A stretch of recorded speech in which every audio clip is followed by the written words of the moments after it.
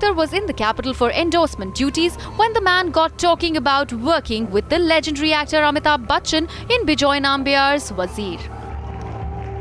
Well, yes, I have put on a certain amount of weight since we started working on the film.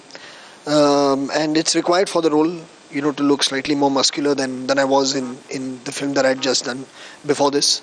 So yeah, it's a process of what is required from an actor for various roles in a film. But I'm very excited to be working with Mr. Bachchan on a film. He's someone I've truly admired for all my life.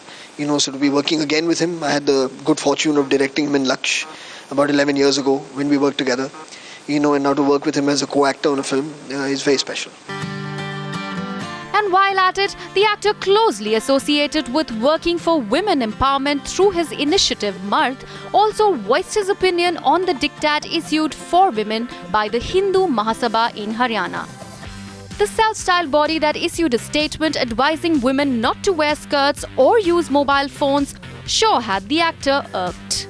I think all of them should be condemned. And I think anyone that infringes on human freedom, human expression, the human right, all that should be condemned, and there should be some kind of process in place to be able to figure out what can be done with these elements. We as a society have to condemn it.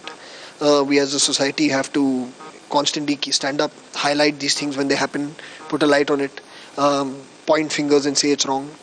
And apart from that, also try our best in our own capacities to see how it is that we can get younger men, younger women to think differently from these people. Entertainment Bureau, Times Now.